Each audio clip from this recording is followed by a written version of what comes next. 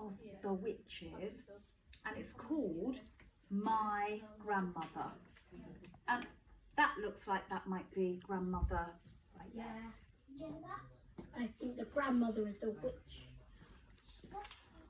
I myself had 2 separate encounters with witches before I was 8 years old. From the first, I escaped unharmed, but on the second occasion, I was not so lucky. Things happened to me that will probably make you scream when you read about them. That can't be helped. The truth must be told. The fact that I am still here and able to speak to you, however peculiar I may look, is entirely due to my wonderful grandmother. My grandmother was Norwegian. The Norwegians know all about witches, for Norway, with its black forests and icy mountains, is where the first witches came from.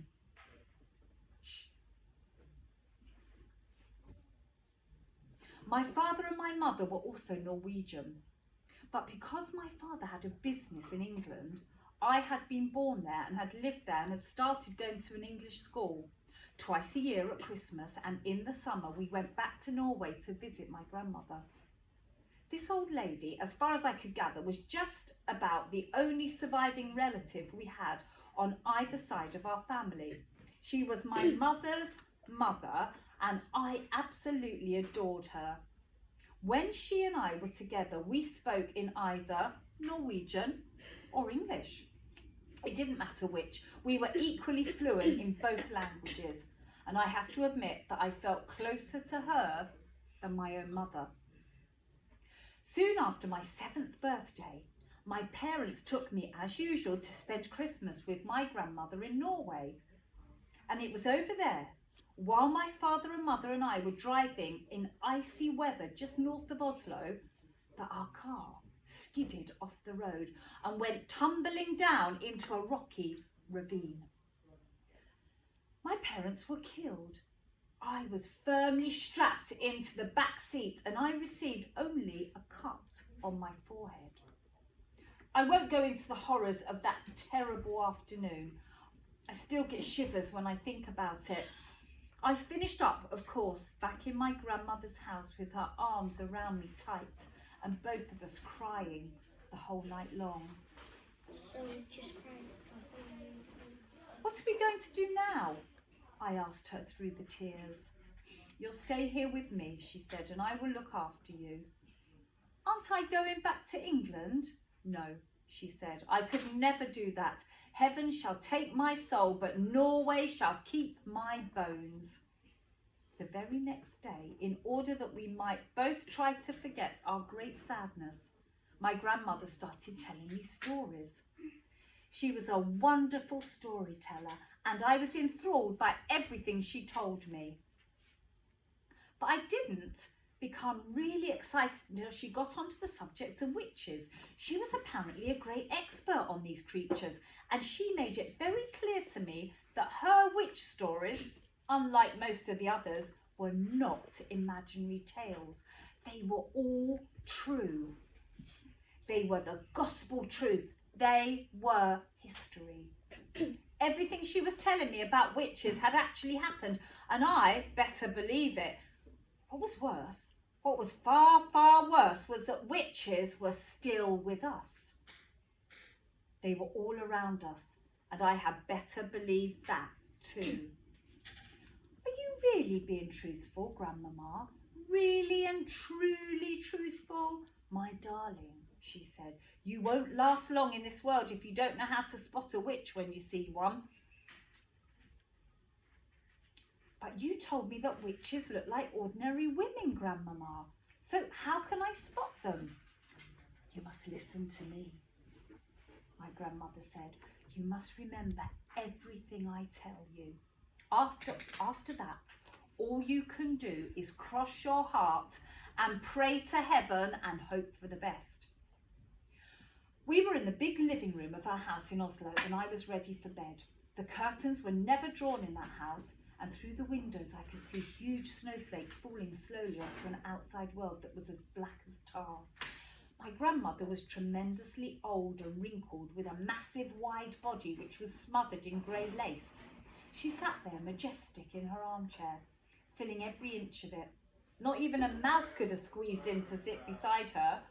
I myself, just 7 years old, was crouched on the floor at her feet, wearing pyjamas, dressing gown and slippers. "You swear you aren't pulling my leg?" I kept saying to her. "You swear you aren't just pretending?"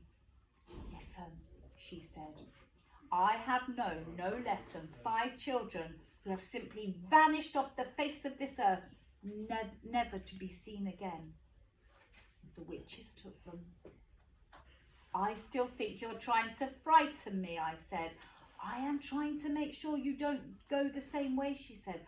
"I love you, and I want you to stay with me." "Tell me about the children who disappeared," I said. My grandmother was the only grandmother I ever met who smoked cigars. She lit one, a long black cigar that smelled of burning rubber.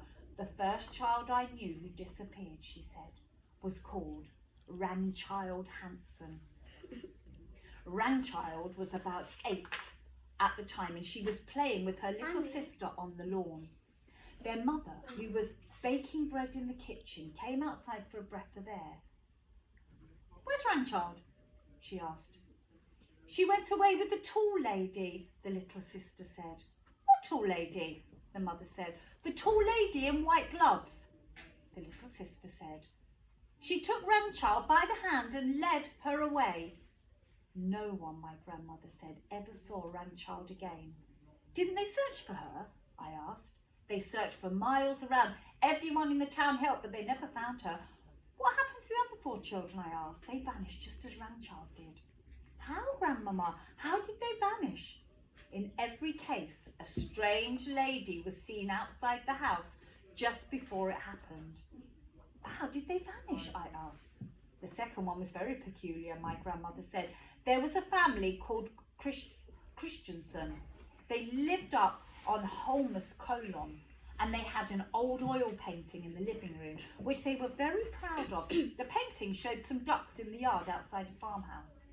There were no people in the painting, just a flock of ducks on a grassy farmyard, and the farmhouse in the background. It was a large painting and rather pretty. Well, one day..."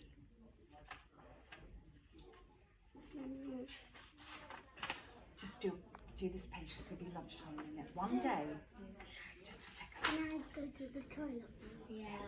Well, one day their daughter, Solveig, came home from school eating an apple. She said a nice lady had given it to her on the street. The next morning, little Solveig was not in her bed.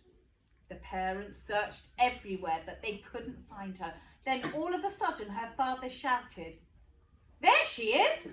There's Solveig feeding the ducks." He was pointing at the oil painting, and sure enough, Solveig was in it. She was standing in the farmyard in the act of throwing bread to the ducks out of a basket. The father rushed up to the painting and touched her, but that didn't help. She was simply a part of the painting, just a picture painted on the canvas. Is this story about 8-year-old with apples?